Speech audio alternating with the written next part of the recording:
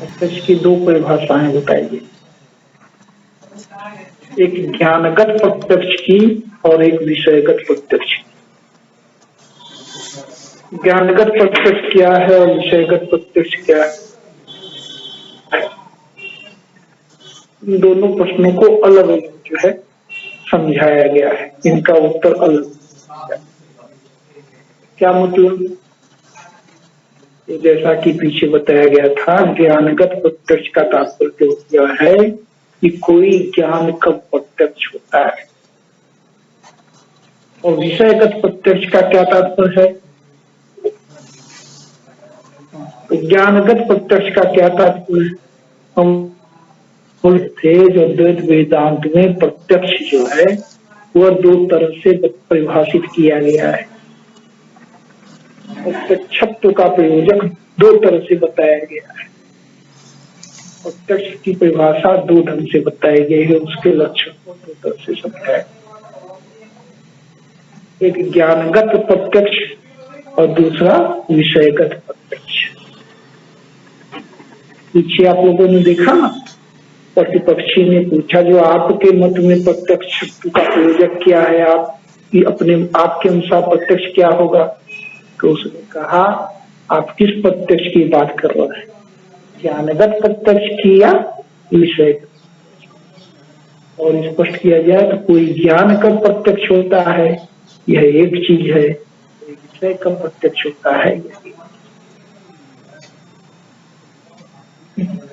तो चलिए पहले बताइए ज्ञानगत प्रत्यक्ष क्या है। तो ज्ञानगत प्रत्यक्ष जो है बताया जो है, इसको समझाने के लिए पीछे हम लोगों ने देखा, इन लोगों ने बताया जो वस्तुतः जो चेतना है वो अद्वैत वेदांत में उपाधिवशा वो परमात्म चैतन्य, प्रमाण चैतन्य और विषय चैतन्य। तो ज्ञानगत प्रत्यक्ष कब होगा? तो जब जो है प्रमाण चैतन्य का विषय चैतन्य से अभेद हो, ज्ञानगत प्रत्यक्ष होगा। और विषयगत प्रत्यक्ष कब होगा? तो जब जो है प्रमात्र चैतन्य का विषयगत चैतन्य से अभेद, वो आगे बताया जाएगा।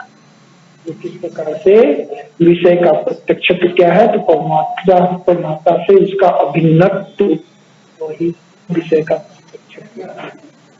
तो अभी हम लोग फिलहाल ज्ञानगत प्रत्यक्ष के बारे में चर्चा कर रहे थे। कोई ज्ञान का प्रत्यक्ष होता है, इसलिए अपने प्रश्न जो है वो पीछे जो है आया था, वो जान गए हैं। हमारे विभिन्न ज्ञानों में मोक्ष ज्ञान, प्रत्यक्ष ज्ञान, ज्ञानुमिति, उपमिति, शाब्द ज्ञान, उपलब्धि अर्थात स्थिति को भी मानते हैं। इन सब ज्ञानों में प्रत्यक्ष, कोई ज्ञान प्रत्यक्ष कब कहलाता है? तो उसी को कहते हैं ज्ञान का। कोई ज्ञान कब प्रत्यक्ष होता है? तो इन्होंने जो परिभाषा दी उस दिन आप लोगों ने देखा था, पिछले दिन जो क्लास हुआ था। जो लोग नहीं थे क्लास में वो पीछे जो है लेक्चर देख लेंगे। तो क्या करते हैं, उस दिन बताया गया था जो ज्ञानगत प्रत्यक्षत्व का विषय के अनुसार क्या है। तो जब प्रमाण चैतन्य का विषय अवच्छिन्न चैतन्य से अभेद हो तब ज्ञानगत प्रत्यक्ष होगा। यही विषय इन्होंने दिया, जब प्रमाण चैतन्य का विषय अवच्छिन्न चैतन्य से अभेद हो। कहाँ जो पंक्ति थी जी उस दिन हम लोग देख रहे थे, तो हो चुका था हमारे से पीछे द्वारा ये 37 पे था, जो आद्य प्रमाण चैतन्य से विषय अवच्छिन्न चैतन्य अभेद, प्रमाण चैतन्य का विषय अवच्छिन्न चैतन्य से अभेद, यही क्या है ज्ञान प्रत्यक्ष।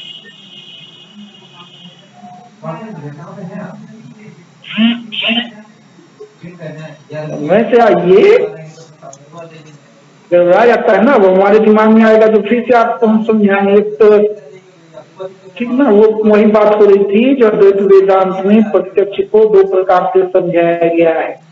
ज्ञानगत प्रत्यक्ष की अलग परिभाषा दी गई है और विषयगत प्रत्यक्ष को ज्ञानगत प्रत्यक्ष क्या है, तो बताया गया जब जो है प्रमाण चैतन्य से विषय अवच्छिन्न चैतन्य, प्रमाण चैतन्य का विषय अवच्छिन्न चैतन्य से अभेद ही क्या है, ज्ञानगत प्रत्यक्ष। तो ज्ञानगत प्रत्यक्ष में क्या होता है, प्रमाण चैतन्य और विषय अवच्छिन्न चैतन्य जो है इसका अभेद है क्या इनके अनुसार। तो उस दिन बताया गया था तथा त्रिविधम चैतन्यम, विषय चैतन्यम प्रमाण चैतन्य, ये तीन प्रकार के चैतन्य हैं। जाहिर चैतन्य तो एक ही है उपाधिवशात, विषय चैतन्य प्रमाण चैतन्य और परमात्म चैतन्य। उसमें घटादि से अवच्छिन्न चैतन्य, विषयों से अवच्छिन्न चैतन्य विषय चैतन्य कहलाता है। अंतःकरण की वृत्ति से अवच्छिन्न चैतन्य जो है वह प्रमाण चैतन्य कहलाता है, और अंतःकरण से अवच्छिन्न चैतन्य जो है वह प्रमात्र चैतन्य कहता है। परमात्मा माने परमात्मा, परमात्मा चैतन्य कहलाता है। फिर उसी क्रम में आगे बताया गया था उस दिन जो है यह वृत्ति क्या होती है, तो उसी को बताया तत्र यथा तडाग उदकम चित्तात निर्गत्य कुल्यात्मना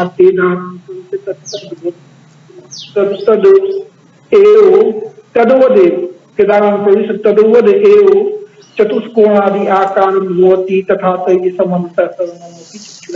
ये कहा जैसे तडाग से, तालाब से जल निकलकर नाली आदि के द्वारा खेतों में जाकर उसके आकार में आदित हो जाता है। एक जो है त्रिकोणा है तो त्रिकोणीय आकार का, चतुर्थी वर्गाकार है तो वर्गाकार, और कुलाकार है तो वर्तुकल प्रकार से अंतःकरण जो है, जो कि तेजस द्रव्य है, वह इंद्रियों के द्वारा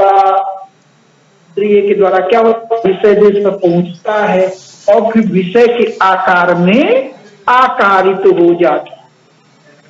यह जो विषय के आकार में आकारित होता है सएव परिणामों वृत्ति से, वही परिमाण, वही जो परिणाम क्या है, वृत्ति है। अनुमित्यादि स्थले तु न अंतःकरण से वहनादेश गमनम, अनुमिति आदि के स्थल पर अंतःकरण जो है वहनी आदि तक नहीं जाता है। वो क्यों नहीं जाता है, तो वहन्यादे चक्षुरादि, ये कहा वहन्यादेश चक्षुरादि असन्निकर्षात्, ये वहनी आदि का चक्षु आदि से असन्निकर्ष है, इन दोनों में संपर्क नहीं होता है, वहनी से इंद्रियों का सन्निकर्ष भी नहीं होता है, इसलिए अनुमान में वहनी के आकार में अंतःकरण आकारित नहीं होती है। जाहिर है उस वहनी का प्रत्यक्ष न होकर के अनुमान होता है, ऐसा, ठीक ना। तो ये पीछे जो है आपको बताया गया था। क्या है, एक बात ध्यान दीजिएगा, जो बताया गया था उसमें क्या था, जो हमारा जो अंतःकरण है वह अंतःकरण को मन कहिए, मान लीजिए, ठीक ना। जो मन और बुद्धि चित्त अहंकार, ये इनके अनुसार अहंकार अंतःकरण है, आगे बताया जाएगा। तो जो यह जो अंतःकरण है, क्या मन समझ लीजिए, वह क्या है, वह इनके अनुसार विषय तक पहुंचता है और उसके आकार में आता है। मान लीजिए घट को देख रहे हैं तो आपका मन क्या हुआ, घट के आकार का, पट को देखा तो पट के आकार का, जिस टेबल को देखा तो टेबल के आकार का। तो यह जो मन के का विषय के आकार में आकारित होना है, या मन का विषय के आकार में आकारित हुआ परिणाम है, ठीक ना। यही मेंटल मॉडिफिकेशन क्या है, वृत्ति है। तो वृत्ति क्या है, मन का विषय के आकार में आकारित होना, अंतःकरण का विषय के आकार में आकारित होना, यही क्या है, अंतःकरण की वृत्ति। अब क्या होता है, ये कैसे जाता है, इनका कहना अंतःकरण जो है वह तेजस द्रव्य है, वह तेजस स्वरूप है।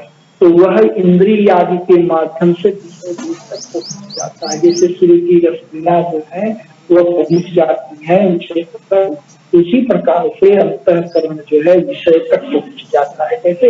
इंद्रियों के माध्यम से और उसके आकार में आकार। तो यह जो आकारित होना हुआ वही उसकी प्रत्यक्ष की स्थिति में क्या होता है? तो वह विषय और तो वो विषय क्या? तो विषय अवच्छिन्न चैतन्य हुआ तो विषय के रूप में, तो विषय से अवच्छिन्न चैतन्य और अंतःकरण की वृत्ति से अवच्छिन्न चैतन्य जो है वह क्या है? अंतःकरण कैसे गया? मन के माध्यम, मन जो है वह इंद्रियों के माध्यम से वहां विषय देश तक पहुंचा तो उसके आकार में आकारित हो गया। तो अंतःकरण की वृत्ति वस्तुता कहाँ पहुंच गई? विषय तक पहुंच गई। ठीक, तो अंतःकरण की वृत्ति आप ऐसे समझिए, आपके मन की वह वृत्ति, आपका मन जो है उस विषय के आकार में खचित हो गया, उस विषय के आकार में आकारित हो गया। ठीक ना? तो यह जो आकारित हुआ यही क्या है? वृत्ति है। तो वह वृत्ति वहां तक पहुंच गई कैसे? इंद्रियों के माध्यम उस समय में, तो विषय से अवच्छिन्न चैतन्य और उस विषय के आकार में आकारित जो अंतःकरण वृत्ति अवच्छिन्न वृत्ति है उससे अवच्छिन्न चैतन्य, वह दोनों एक हो गए। वह दोनों एक हो गए कैसे? कहा जैसे मठांतरवर्ती, जैसे किसी घर में रहने वाला आकाश और उस घर के अंदर जो भरा है उसमें रहने वाला आकाश एक ही है। उसी प्रकार से विषय से अवच्छिन्न चैतन्य और विषय के आकार में आकारित वृत्ति से अवच्छिन्न चैतन्य चूंकि एक है उनके, तब क्या हो जाएगा? तब यह हो जाएगा वो भी हो गए। ठीक ना? ये पीछे बताया गया। तथा च अयम घट इति प्रत्यक्ष इत्यादि प्रत्यक्ष चले घटादे तदाकार। इसलिए घट प्रत्यक्ष है। इस प्रकार का जो ज्ञान होता है उसमें क्या होता है? घटाकार वृत्ति, घट से अवच्छिन्न चैतन्य और घटाकार अंतःकरण की वृत्ति से अवच्छिन्न चैतन्य, वो क्या हो गए? वह अभिन्न हो गए। क्यों? क्योंकि दोनों की उपाधियां क्या है? एक देशस्थ है, जहां घट है वहीं वृत्ति है। तो एक देशस्थ उपाधियां जो है वो में भेद पैदा नहीं करती हैं, इसलिए इनसे अवच्छिन्न चैतन्य भी जो है क्या हुआ? एक हो गया। एक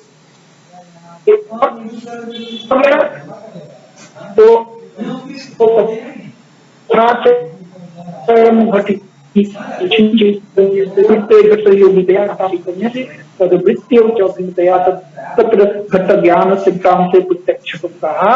इस प्रकार से घट ये आगे बेटा तथा च अयम घट इति, इसके आगे वाले तथा च अयम घट इति घट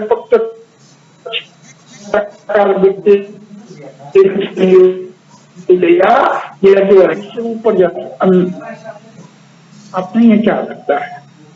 और जो है आगे चलिए। तो आप लोगों के पास किताब होगी, वहां आप लोग देखे। हाँ, तथा च अयम इति घट प्रत्यक्ष तदे यह घट तथा च अयम घट इति घट प्रत्यक्ष तदे घटाकार वृत्तेर घट संयोगितया घट औच्छिन्न चैतन्य घट ज्ञान घट ज्ञान के घटान प्रत्यक्ष हुआ। कैसे? क्योंकि घट से अवच्छिन्न चैतन्य और इंद्रियों के माध्यम से जो अंतःकरण जो उसके आकार में जो आकारित हुई है, जो वृत्ति है घट के आकार वाली वृत्ति, उससे अवच्छिन्न चैतन्य वह क्या हो गए? वह भिन्न हो गए। इसलिए घटा ये जो है घटा प्रत्यक्ष हुआ है, घट इस प्रकार का जो है यह ज्ञान हुआ। प्रश्न है सुख का ज्ञान कैसे होगा? वहां तो इंद्रियां सुख तक जाती नहीं है। तो कहा जो है इससे ये कह रहे हैं, देखिए क्या सुखादि अवच्छिन्न चैतन्य सुखवृत्ति अवच्छिन्न चैतन्य तेल एक देश स्थित उपाधि द्वय अवच्छिन्नत्वात् नियमेन हम सुखी इत्यादि ज्ञान से प्रत्यक्ष सुखादि अवच्छिन्न चैतन्य, सुख से सुख का प्रत्यक्ष कैसे होगा? सुख, तो इस पे आप लगाइए सुख से अवच्छिन्न चैतन्य। सुख क्या हुआ? और उस सुख के आकार वाली जो अंतःकरण की वृत्ति, सुखाकार वृत्ति, उससे अवच्छिन्न चैतन्य वह क्या है? एक ही है। कैसे एक ही है? तो सुख कहाँ रहता है? आपके मन में। तो वो तो सुख से अवच्छिन्न चैतन्य। और उस सुख के आकार में जो आपका मन जो है आकारित है, वह भी कहाँ है? वही है। एक देशस्थ हो गए तो एक देशस्थ जो ये दोनों चैतन्य अवच्छिन्न हो गए हो गया। इसलिए सुख का नवीन प्रत्यक्ष, सुखादि का नवीन प्रत्यक्ष प्राप्त हुआ। जब भी सुख रहेगा तो वो क्या होगा? आपको सुख हो, आपको उसका प्रत्यक्ष न हो, ऐसा नहीं है। क्यों? क्योंकि सुख से अवच्छिन्न चैतन्य और सुखाकार चैतन्य वो अभिन्न है। क्योंकि इन दोनों में अभेदत्व की प्राप्ति होगी। क्यों? क्योंकि एक देश हो गए। ठीक ना? एक देश उपाधि तो ये हमेशा रहेंगे। एक सेकंड बेटा।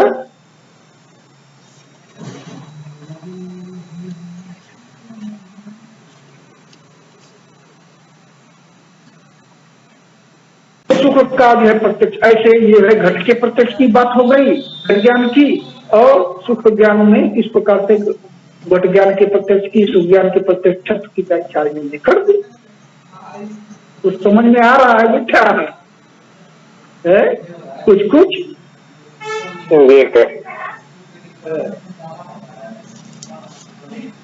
ठीक। अब देखिए इस पे प्रश्न उठाया एक बहुत बढ़िया। यहाँ तक हो चुका था, यहाँ तक हम लोग जो उस दिन पढ़ चुके थे, तो आज कितना बढ़ेगी? अब आगे अब बढ़े यही से शुरू करना हम। तो अब सुखादि स्मरण से अपनी सुखादि अंते प्रत्यक्षत्व आपत्ति चेत न प्रतिपक्षी।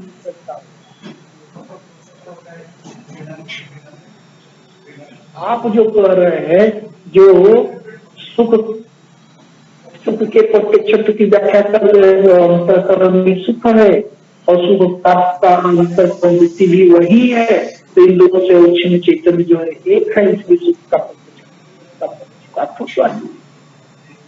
तो ऐसे तो ये होगा सुख का मान लीजिए आपको स्मरण हो। मैं जो है आपको कभी अतीत कालिक सुख का स्मरण, मैं सुखी था, ठीक ना, इस प्रकार का आपको स्मरण हो। अब आपने जो परिभाषा बनाई है, उस परिभाषा में वह भी क्या हो जाएगा?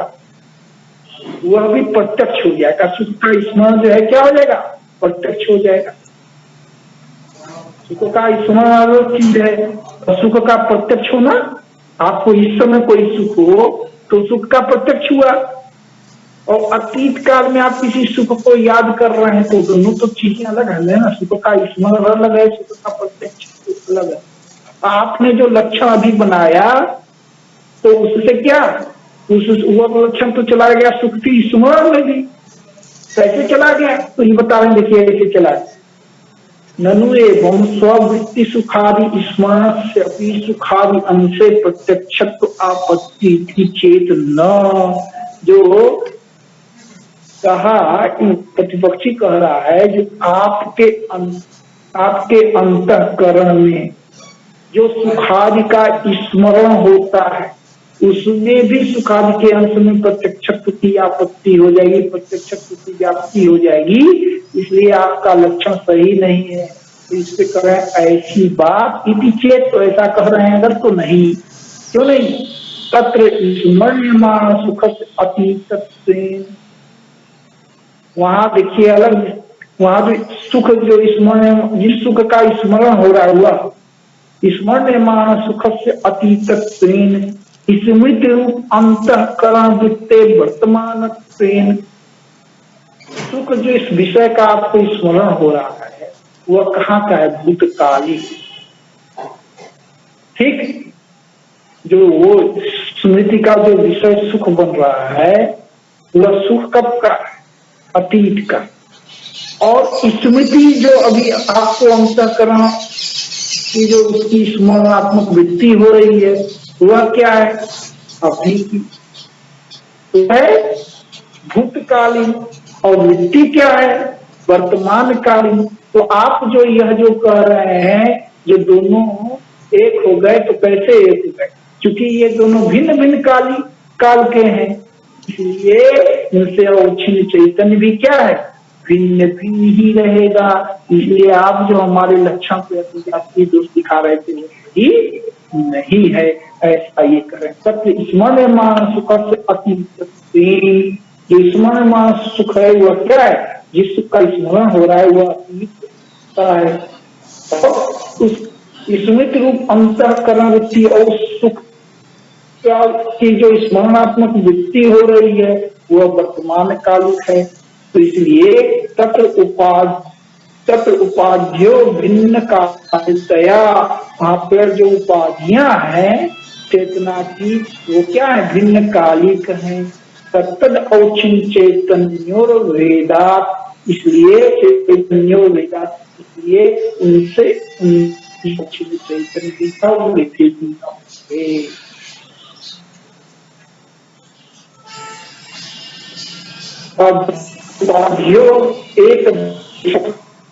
एक सती एक कालीन से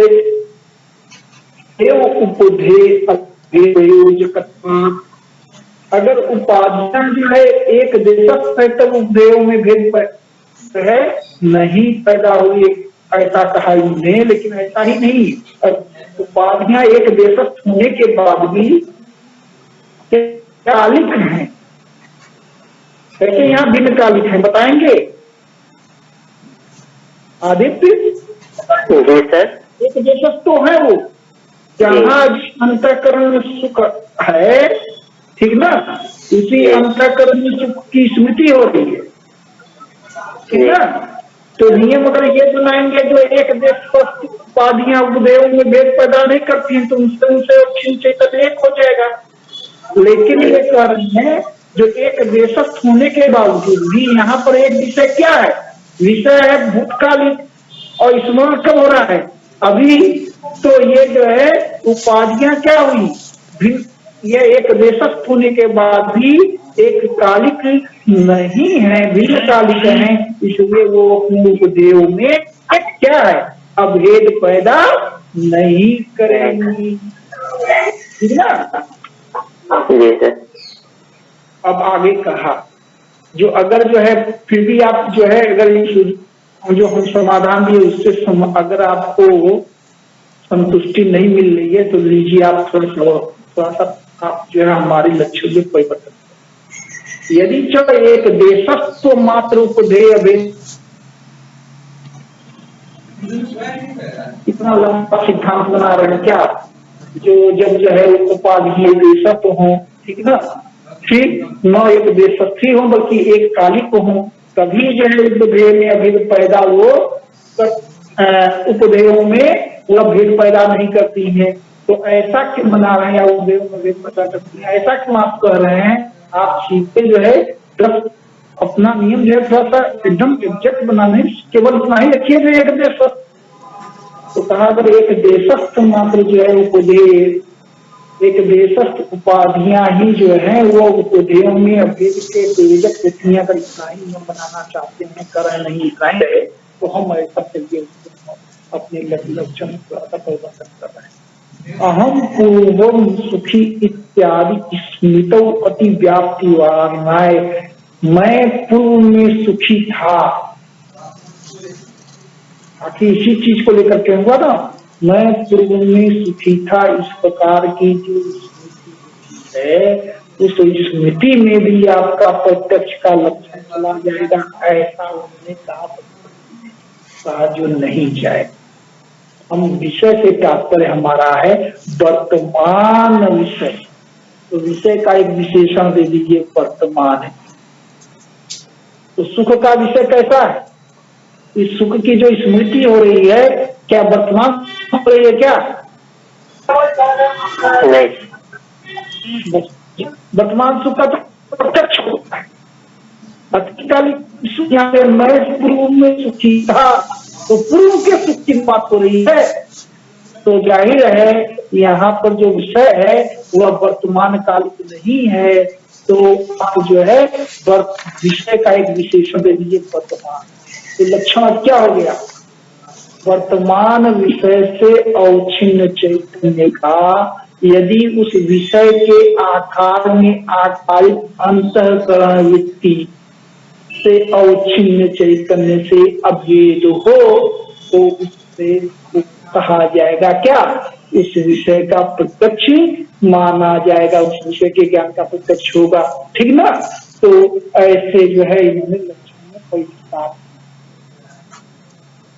हो गया। तो यानी कि हमको विषय में एक विशेषण देना होगा, वर्तमान विशेषण, वर्तमान विषय।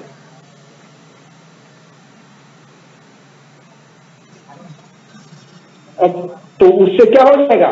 वर्तमान लगा देंगे तो सुख की स्मृति में ये लक्षण नहीं जाए। अब देखिए इस पे कराएं, ननु एवं अपि स्वकीय धर्मा धर्मो वर्तमानौ यदा शब्दादिना ज्ञायते तदा तादृश शब्द ज्ञानादौ अतिव्याप्ति।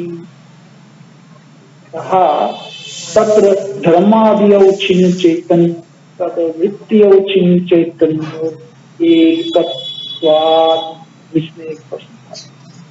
ठीक है, आप ऐसा लक्षण बना रहे हैं, लेकिन अगर मान लीजिए हाँ आप तो बहुत अच्छे हैं, आप तो बहुत धार्मिक व्यक्ति, ठीक ना? तो यह जो धर्म है यह क्या है? यह जो है आपके मत में अंतःकरण का धर्म है। धर्म जो है अंतःकरण का धर्म है, ठीक ना? तो अब जो है अपने अंतःकरण में स्थित जो धर्म का आपको, वो धर्म का है वर्तमान काल में कह रहे हैं जो आप जो है बहुत धार्मिक है, तो वर्तमान कालिक धर्म का जो है दूसरे ने बोला शब्द से आप धार्मिक व्यक्ति हैं। तो यहाँ जो शब्द ज्ञान से अपने धर्म का जो ज्ञान हो रहा है वह क्या है? वह वर्तमान धर्म का ज्ञान हो रहा है, वह प्रत्यक्ष हो जाएगा, ऐसा प्रतिपक्षी कह रहा है। ये कह रहा है प्रतिपक्षी, ऐसा कह रहा है जो आपको जो है कोई शब्द आदि से, शब्द से, अनुमान से, सबसे अगर अनुमान शब्द आदि है माने केवल शब्द से ही नहीं, दूसरा बोलने से ही नहीं, आप धार्मिक है, अगर जो है आपको अनुमान भी हो अपने धर्म का, तो भी क्या है कि शब्द ज्ञान में, अनुमान ज्ञान में भी क्या हो जाएगा? धर्म का प्रत्यक्षत्व की प्राप्ति हो जाएगी, धर्म प्रत्यक्ष हो जाएगा। तो ये फिर जो है एक लक्षण, ये जो है आपका दोष जो है दूषित ननु एवं अपनी स्वकीय धर्मा धर्मो वर्तमान यदा शब्दादिना ज्ञायते तदा तादृश शब्द ज्ञानो ज्ञानादो अतिव्याप्ति। फिर भी स्वकीय धर्म वर्तमान स्वकीय धर्म का शब्द आदि से जो है ज्ञान होता है, तो उस शब्द ज्ञान में क्या हो जाएगा? प्रत्यक्ष का लक्षण चला जाएगा और व्याप्ति हो जाएगा। कैसे? क्योंकि धर्म आदि से अवच्छिन्न चेतन, धर्म कहाँ रहता है? तो वही अब माना गया ये अंतःकरण का ही जो है धर्म है, ऐसा मानते हैं, क्या कहते हैं जो ये अद्वैत वेदांत, ठीक ना? क्या कहते हैं न्याय में क्या है? अद्वैत वेदांत में सुख दुख ये सब जो है या धर्म धर्म ये सब जो है अंतःकरण के, और न्याय दर्शन में ये सब ठीक ना? तो यहाँ चूंकि अंतःकरण के धर्म है तो धर्म से अवच्छिन्न चैतन्य और वर्तमान धर्म से अवच्छिन्न चैतन्य और वो शब्द से जो वृत्ति हुई धर्माकार वृत्ति, उससे अवच्छिन्न चैतन्य वो कहाँ है? तो वो अंतःकरण में ही है, तो एक देशस्थ हो गया। इसलिए क्या हुआ? इनमें अभेद की प्राप्ति होगी इसलिए जो आप जो कह रहे हैं इति चेत, ऐसा यदि पक्षी कह वो ये अद्वैत वेदांति कर रहे हैं, ऐसा अगर तुम शंका उठाओ तो नो, नहीं। आप एक और विश्लेषण दे दीजिए, चलिए आप हमारे लक्षणों को जो है कह रहे हैं कि नहीं ये एकदम सही लक्षण नहीं है आपका। विषय अवच्छिन्न चैतन्य का जब जो है अंतःकरण प्रमाण अवच्छिन्न चैतन्य से अभी अंतःकरण वृत्ति के अवच्छिन्न अंतःकरण वृत्ति से अवच्छिन्न चैतन्य से अभी वो तब जो है ज्ञानगत प्रत्यक्ष होगा। तो यह जो है हम मैंने एक पहले तो विषय में एक विशेषण लगाया योग्य विषय का, आप केवल योग नहीं और क्या लगाया वर्तमान विशेषण। अब हम जो है एक और विशेषण की बात कर रहे हैं, योग्यत्व विषय विशेषण, आप योग्यत्व को भी विषय का विशेषण बना दीजिए। अगर योग्यत्व को भी विषय का विशेषण करें तो क्या योग्य विषय तो क्या होगा, अंतःकरण धर्मत्व अविशेषे अपि किंचित योग्यम किंचित अयोग्य किंचित अयोग्यम किंचित योग्यम इत्यत्र फलवल कल्प स्वभाव एवं शरणम। कहा अंतःकरण का धर्म होने के बावजूद सुख भी अंतःकरण का धर्म है, पुण्य भी अंतःकरण का धर्म। जिस धर्म की बात अभी करें आप भाई, तो यहाँ आत्मा है तो वो पुण्य भी जो है कहाँ है, अंतःकरण का ही धर्म, और वो सुख भी या दुख भी अंतःकरण का ही धर्म। लेकिन सुख दुख जो का प्रत्यक्ष होता है और पुण्य का प्रत्यक्ष नहीं होता है। क्यों नहीं होता है? तो इसलिए नहीं होता है क्योंकि इसका स्वभाव, कुछ चीजें जो है वह प्रत्यक्ष योग्य होती हैं और कुछ चीजें प्रत्यक्ष योग्य नहीं होती हैं। फल बल कल्प्य स्वभाव शरणम, इसमें फल बल कार्य बल से कल्पनीय जो स्वभाव है वही सही है, इसी का हम ले सकते हैं। इसलिए क्या एक ही अंतःकरण का के बावजूद सुख जो है प्रत्यक्ष है और धर्म प्रत्यक्ष नहीं है। क्यों? क्योंकि धर्म का प्रत्यक्ष नहीं हो सकता, सुख का प्रत्यक्ष हो सकता है। सुख जो है प्रत्यक्ष योग्य है और धर्म प्रत्यक्ष योग्य नहीं है।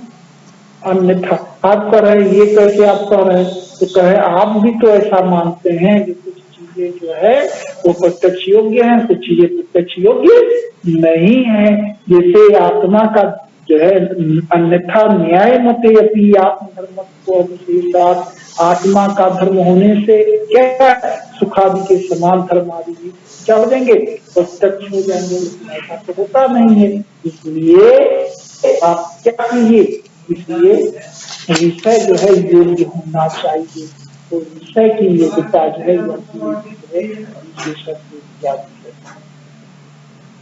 प्रत्यक्ष के योग्य होना चाहिए वो विषय। तो क्या हुआ, प्रत्यक्ष योग्य या योग्य विषय का, और विषय कैसा होना चाहिए, वर्तमान विषय का। योग्य वर्तमान विषय से अवच्छिन्न चैतन्य का, सदाकाल वृत्ति से अवच्छिन्न चैतन्य से अवयोगी क्या है, ज्ञानगत प्रत्यक्ष का लक्षण।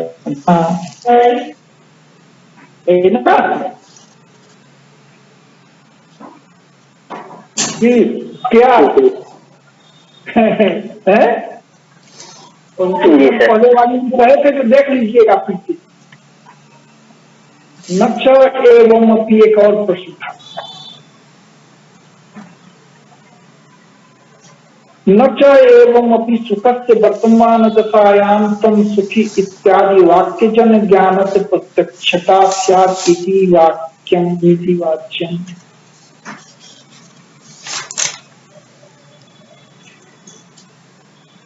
कहा इष्टत्वात् इष्ट, कहा इस पर ये जो नच एवं अपनी सुखस्य वर्तमान दशायां तम सुखी इत्यादि वाक्य जन ज्ञान से प्रत्यक्षता स्यात् इति वाक्यम इष्टत्वात्। अब इस पर यह प्रश्न मत आप उठाइएगा। क्या प्रश्न उठाइएगा, क्या जो अगर कोई वर्तमान कालिक सुख का कोई बहुत प्रफुल्लित है दूसरा कह रहा है कि तुम सुखी हो, तुम सुखी, भाई सुखी लग रहे हो। तो इससे उसको जो अपने सुख का प्रत्यक्ष हो रहा है, इस दूसरे के वाक्य से क्या हुआ, दूसरे के वाक्य से जो उसको ज्ञान हो रहा है वह ज्ञान भी क्या हो जाएगा, दूसरे आप सुखी हैं, दूसरे ने कहा जो आप बहुत सुखी, तो दूसरे के इस वाक्य से कि आप बहुत सुखी हैं, तुम है, इससे जो ज्ञान हुआ वह ज्ञान भी क्या हो जाएगा, आपके मतलब प्रत्यक्ष हो जाएगा। क्यों? क्योंकि सुख जो है कहाँ है, अंत सुख जो है योग्य विषय है, प्रत्यक्ष योग्य विषय आप भी मान रहे हैं। सुख जो है उस वर्तमान कालिक सुख के बारे में बात की जा रही है, तो वर्तमान योग्य सुख से चैतन्य और तदाकार यह जो वाक्य जन जो सुखाकार वृत्ति जो हुई है उससे अवच्छिन्न चैतन्य, यह क्या है, ये एक देशस्थ है, तो इनसे इनमें क्या हो गया, भेद हो गया, इसलिए क्या हो गया, तुम सुखी हो। इस प्रकार से जो सुख का जो ज्ञान हमको हो रहा है, दूसरे के तुम सुखी हो ऐसा कहने पर जो हमको सुख का ज्ञान हो रहा है, अपनी सुख का, वह ज्ञान कैसा हो जाएगा, वह प्रत्यक्ष हो जाएगा। तो जब आप जो है परीक्षा मना रहे हैं, तो इसमें देखिए यही है, ध्यान दीजिएगा, अत्यंत महत्वपूर्ण चीज यहाँ पर चर्चा हुई उसकी। इष्ट तो वो तो हमको इष्ट ही है, शब्द से परोक्ष ज्ञान ही होता है, यह किसने कहा, शब्द से तो परोक्ष ज्ञान होता ही है। इष्टत्वात् दशमस्तमसि इत्यादो, दशमस्तमसि दसमे तुम हो, ऐसा जो उसको कहा गया था, ठीक ना, जो नदी पार करके जो लोग रो रहे थे तो अपने को गिनने में असमर्थ थे, तो जब 10वें व्यक्ति को किसी ने कहा आप 10वां कौन है, तो 10वें तो तुम हो, 10वें तुम हो, ऐसा करके जो उसको अपने दसमत का जो बोल हुआ वह क्या है, वह शब्द से होने वाला अपरोक्ष ज्ञान ही है, वह वस्तुतः अपरोक्ष ज्ञान ही है, ठीक ना। तो ऐसा जो आप जो कह रहे हैं, जो वाक्य जन जो ज्ञान है वह भी क्या हो जाएगा, प्रत्यक्ष हो जाएगा, वह भी अपरोक्ष हो जाएगा। तो यह तो दृष्टि ही है, क्यों, क्योंकि सन्निकृष्ट विषय, सन्निकृष्ट विषय, निकट के विषयों जो शब्द ज्ञान होता है, सन्निकृष्ट विषय शब्दाद अपनी, शब्द से भी अपरोक्ष ज्ञान होता है, ठीक ना। तो ये दृष्टि कहने का तात्पर्य क्या, जो अगर किस आप जो है मान लीजिए निकृष्ट विषय, जो निकृष्ट निकटवर्ती, उसके संदर्भ में शब्द से जो ज्ञान होगा वह भी क्या होगा, तो वह अपरोक्ष होगा, ऐसा ये कहते हैं, ऐसा हम लोग वेदांत में मानते हैं। तो यहाँ जो वस्तुतः जब जो है हम सुखी हैं, दूसरा बोल रहा है शब्द से, तो यहाँ पर वस्तुतः जो ज्ञान हो रहा है वह अपरोक्ष ज्ञान ही हो रहा है, इसलिए वह ज्ञान वस्तुतः क्या है, ज्ञानगत प्रत्यक्ष ही है, वह प्रत्यक्ष है, वह अपरोक्ष नहीं है, ठीक ना। ये ध्यान रखिएगा, ये बहुत बढ़िया, ये बहुत बड़ी बात बताई, इसका कई इम्प्लीकेशन है, आगे हम लोग देखेंगे। जो अगर मान लीजिए आप कमरे में हैं और बगल में जो है का देखिए, देखिए आपके सर पे क्या लगा हुआ, आपके सर पे देखिए दाल, तो आप जो अपने शर्ट को देख रहे हैं, तो यह जो शब्द से ज्ञान हो रहा है, लेकिन मतलब शब्द से क्या ज्ञान हो रहा है, शब्द से अपरोक्ष ज्ञान हो रहा है, ठीक ना। तो ये ध्यान देने वाली, दसमस्तमसि में उसको अपरोक्ष ज्ञान हुआ, तो मैं ही 10वां इस प्रकार का, तो ये आगे इसका उपयोग जो है तत्वमसि और हम ब्रह्मास्मि इस प्रकार के वाक्य जन ज्ञान भी जो है वह अपरोक्ष ज्ञान देते हैं, ऐसा जो है इस प्रकार का ज्ञान भी वस्तुतः प्रत्यक्ष ही है, ऐसा ठीक ना, सीधे प्रत्यक्ष शब्द का भी प्रयोग किया जा सकता है, इसमें कोई हानि नहीं है। फिर आगे आइए, अतएव पर्वतो वहनिमान इत्यादि ज्ञानमपि वहनियन से प्रोक्षम पर्वतान से अपरोक्षम। अब ये हमने पर्वतो वहनिमान, पर्वत पर आग है या पर्वत वहनिमान है, इस प्रकार का जो ज्ञान होता है, यह ज्ञान भी क्या है, देखिए ये कर रहे हैं ज्ञान, इस प्रकार ज्ञानी वहनियन से प्रोक्षम, पर्वत पर आग है, ठीक है ना, इसी को यही जो अनुमान अनुमिति हुई आपको पर्वत पर ज्ञान है, इस प्रकार की जो अनुमिति है उसमें भी क्या इसके बता रहे हैं, ये इस प्रकार की अनुमिति भी जैसे आपको जब हुआ, आप जहाँ जहाँ धुआं है वहाँ वहाँ वहाँ आग है, पर्वत पर धुआं है तो पर्वत पे आग, इस प्रकार पर्वत पर आग, इस प्रकार की जो आप अनुमिति कर रहे हैं उसमें भी ये बता क्या पर्वत पर आग है, तो आप इसमें पर्वत जो है उसका तो प्रत्यक्ष हो रहा है और आग जो है उसका ना अनुमान कर रहे हैं आप, तो कहा वहनी अंश प्रोक्षम पर्वतांश से अपरोक्षम, पर्वत के अंश में जो ज्ञान है वह तो अपरोक्ष है और वहनी के अंश में जो ज्ञान हो रहा है वह परोक्ष है। पर्वतादि औक्षिण चैतन्य से वह बहिर्निश्चित अंतःकरण औक्षिण चैतन्य अभेदा, जो पर्वत से औक्षिण चैतन्य है वह क्या है, अंतःकरण दूर पर्वत से आपने देखा क्या धुआं, तो पर्वत पर जो धुआं देख रहे हैं या पर्वत आपने अनुमान लगाया जो पर्वत पे आग, तो इस पर्वत पर आग इस प्रकार की अनुमिति में ये बता रहे हैं जो पर्वत जो है वो क्या है, इसका आपको प्रत्यक्ष होता है, ज्ञान होता है, अपरोक्ष ज्ञान, और जो अनुमान आप अनुमिति में जो ये दूसरा अंश है क्या, जो पर्वत पर आग है वह आपके लिए परोक्ष,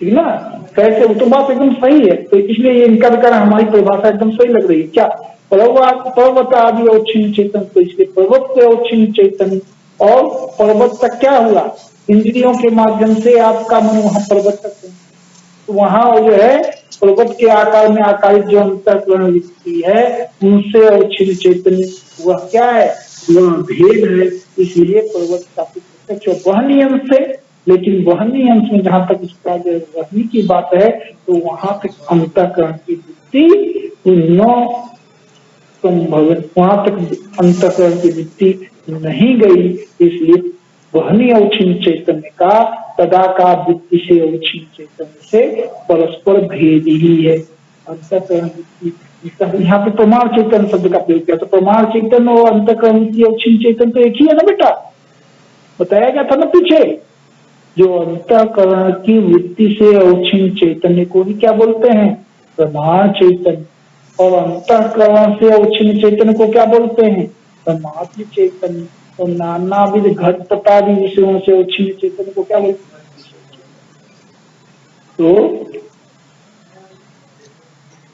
तो इसलिए ये बात जो हम जो ये कह रहे हैं जो पर्वत पर आग है, इसमें पर्वतांश में यह प्रत्यक्षत्व है या अपरोक्षत्व है, और जहां तक वहनी अंश में वह परोक्षत्व है, ठीक ना, तो तथाच अनुभव, ऐसा ही तो लोक प्रसिद्ध अनुभव होता है, पर्वतम पश्यामि,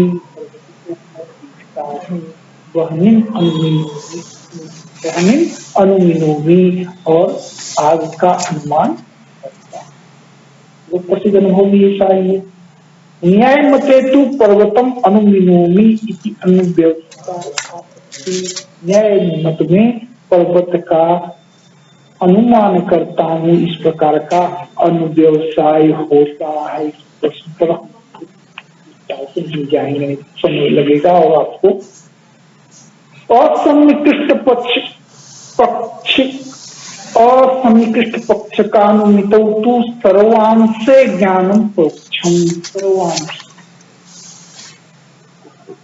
अन्य असन्निकृष्ट पक्ष का असन्निकृष्ट पक्ष अनुमितौ, जहां जो पक्ष वो सन्निकृष्ट न, इंद्रिय से सन्निकट जिसका न, जब पक्ष ऐसा पर्वत पर आ गए वहां तो आपने जो पर्वत पर धुआं देख रहे हैं, लेकिन ऐसा भी तो अनुमान करते हैं जहां पक्ष जो है क्या है, वह दृश्य न हो, प्रत्यक्ष न हो, तब क्या कर रहे हैं, असन्निकृष्ट पक्ष का पक्षक अनुमित, जो असन्निकृष्ट पक्षक अनुमिति में सभी अंश में ज्ञान ही रहता है। तो उसमें जो है पक्ष के अंश को लेकर के भी और साधक में वह तो परोक्ष ही होगा, ऐसा ध्यान।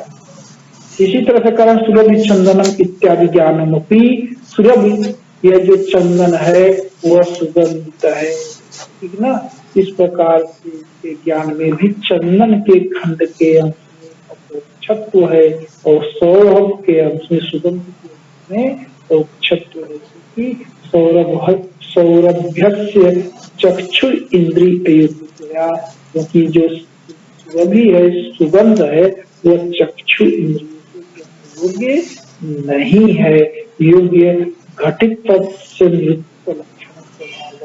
उसमें जो पीछे योग्यता की बात की गई तो वो योग्यता नहीं जाएगा, इसलिए सौरभ में क्या है, वह जो सौरभ जो है उसका प्रत्यक्ष नहीं होता है, ऐसा ही। तो हालांकि देखिए ये जो उदाहरण इन्होंने दिया है ये तो ज्ञानगत और जो ये तो जो अलौकिक सन्निकर्ष नैयायिकों का उसका ये खंडन कर दिया, लेकिन वस्तुतः ये एक तरह से कहिए वेदांत परिभाषाकार की यहाँ पे कमी है, वो उसी को लेकर के चले और विशेष ये सुरभि चंदनम ये उन्होंने जो नैयायिकों ने जो उदाहरण दिया उसको लेकर के, जो चंदन क्या है, सुगंधित, लेकिन चंदन सुगंधित है, अगर मान लीजिए चंदन गुड़ वाला है तो उसको देख रहे तब जो है आपका उसके सुगंध का प्रत्यक्ष नहीं हो रहा है, तब ये बात उनकी सही है। लेकिन ऐसा भी तो हो सकता है जो चंदन के सुगंध का भी आपको घ्राण से गंध हो रहा हो, आपको घ्राण से अनुभव हो रहा हो, तब तो ये इनमें थोड़ी सी यहाँ पे ये जो लक्षण दिया ये सही नहीं है, लेकिन यहाँ पर यहाँ ये थोड़ा सा, लेकिन इसकी अच्छा इस प्रकार से हो सकती है, इनके पक्ष में ऐसे कहा जा सकता है, ये बात तो वो भी जान रहे हैं, इतने बड़े विद्वान है तो नहीं जान रहे हैं, ये नैयायिकों के ज्ञान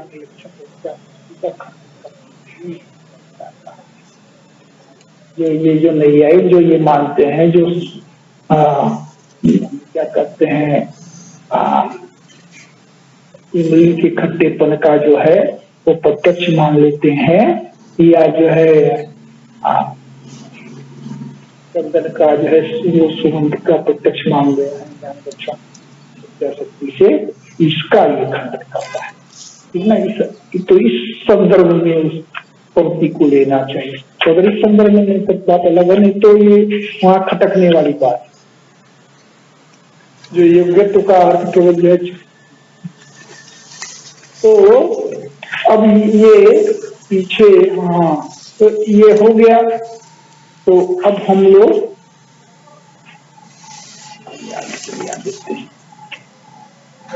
सर हेलो, हाँ बोलो बेटा। सर उन्होंने जो चंदन और सौरभ का उदाहरण लिया था तो सर वहाँ पक्ष असन्निकृष्ट कैसे है सर, ये नहीं वो दोनों वो अलग चीज है, वहां पे आइए, ये जो है यहाँ वो ये दूसरा उदाहरण,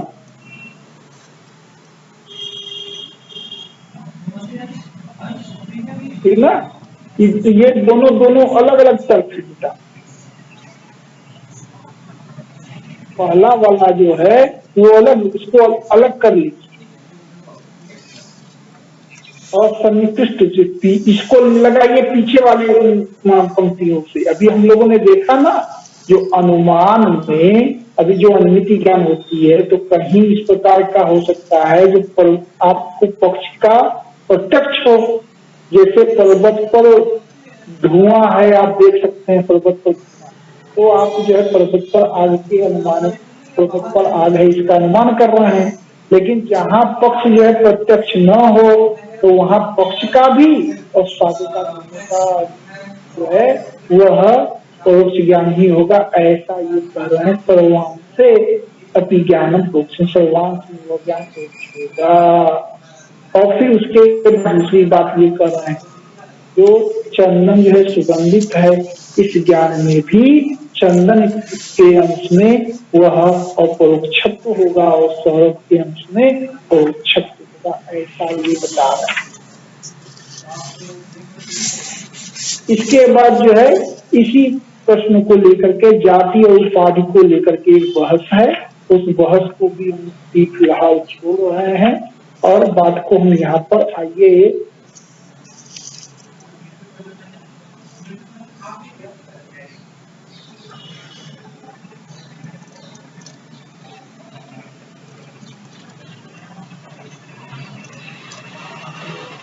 अब उसके बाद फिर उन्होंने एक आपत्ति उठाई जाति और उपाधि को लेकर के, उसका उन्होंने समाधान दिया। फिर इन्होंने तो ये समाधान दे करके उन्होंने कहा पर्वतो वहनिमान इत्यादि च पर्वतान से वहनी अंशे अंतःकरण वेदांगी कारण तत्तद्वृत्तीय उच्छेदक वेदिन परोक्षत्व अपोक्षयो एकत्र चैतन्य मित्रों न विरोध, ऐसा करके उन्होंने आज इसमें कोई जो है विरोध नहीं है। जो एक ही पर्वत वहनिमान प्रकार के ज्ञान में पर्वत में जो है वह क्या माना जाए, वो पर्वत अंश में अपरोक्षत्व और वहनी अंश में परोक्षत्व माना जाए, क्योंकि उनमें अंतःकरण वृत्ति जो है वह अलग अलग है। एक में जो है वह क्या है, इंद्रिय शब्द का होता है और एक में बिना इंद्रिय शब्द ही वह न्याकार वृत्ति होती है। ठीक है, ऐसे ये समझ।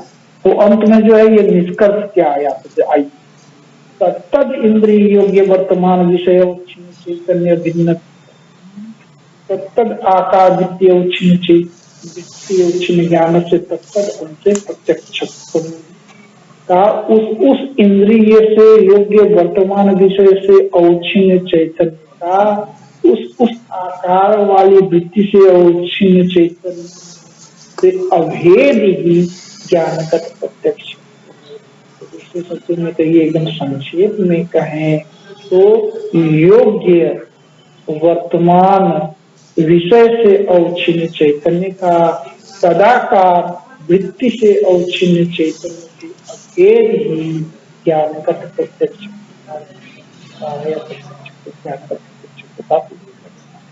हो गया। योग्य वर्तमान विषय से औच्छिन्न चैतन्य का योग्य वर्तमान विषय से औच्छिन्न चैतन्य का सदाकार वृत्ति से औच्छिन्न चैतन्य से अभेद ही ज्ञानगत प्रत्यक्ष का प्रयोजक है। तद इंद्रिय योग्य वर्तमान विषय औच्छिन्न चैतन्य का तत्तद आकार वाली वृत्ति से औच्छिन्न चैतन्य से अभिन्नत्व ही क्या है, तत्तद वस्तुओं की प्रत्यक्षता या तत्तद हो गया।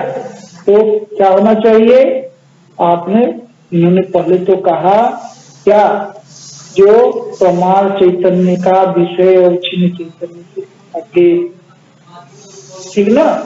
फिर इन्होंने कहा जो प्रमाण चैतन्य क्या है बेटा, स्वतंत्रकरण वृत्ति से और छिन्न चैतन्य प्रमाण चैतन्य। फिर इन्होंने कहा जो विषय चैतन्य नहीं, अगर आप लगाते हैं तो कहिए वर्तमान विषय कर दीजिए उसको। और फिर इन्होंने योग्य भी लगा, तो वर्तमान और योग्य दो विशेषण इन्होंने लगाया। वर्तमान योग्य विषय का या वर्तमान योग्य विषय से चैतन्य का सदाकारिक वृत्ति से चैतन्य से जो अभेद होता है वही उसके ज्ञान का होता है। यह बात खत्म हुई। तत्तद इंद्रिय, उस इंद्रिय से योग्य वर्तमान विषय से अवच्छिन्न चैतन्य का तत्तद आकार वृत्तीय अवच्छिन्न चैतन्य से जो अभेदत्व है, भिन्नत्व है, वही तत्तद हो जाता है। ये ज्ञानगत प्रत्यक्ष का लक्षण खत्म हुआ। बात संक्षेप में कहिए, कोई ज्ञानगत प्रत्यक्ष का तात्पर्य क्या हुआ? कोई ज्ञान का प्रत्यक्ष, कोई ज्ञान कब प्रत्यक्ष होता है? तो इनके अनुसार जब उस विषय अवच्छिन्न चैतन्य का तदाकार वृत्तीय अवच्छिन्न चैतन्य से, तदाकार वृत्तीय अवच्छिन्न चैतन्य, अंतःकरण वृत्तीय अवच्छिन्न चैतन्य ही क्या बोला जाता है बेटा? प्रमाण चैतन्य। या प्रमाण चैतन्य बोलिए या तदाकार वृत्ति से अवच्छिन्न चैतन्य। तो विषय अवच्छिन्न चैतन्य का जब विषयाकार वृत्ति अवच्छिन्न चैतन्य से या प्रमाण अवच्छिन्न चैतन्य से अभेद होता है तो ज्ञानगत प्रत्यक्ष होता है, ऐसे मान लीजिए। ठीक ना? फिर उन्होंने कहा जो ये विषय में उन्होंने दो विशेषण बता दिया। जो विषय कैसा होना चाहिए? प्रत्यक्ष योग्य भी होना चाहिए। और विषय कैसा होना चाहिए? तो वर्तमान विषय से अवच्छिन्न चैतन्य, वर्तमान योग्य विषय से अवच्छिन्न चैतन्य का तदाकार वृत्ति से अवच्छिन्न चैतन्य ही ज्ञान। चलिए अब कल हम लोग देखेंगे आगे।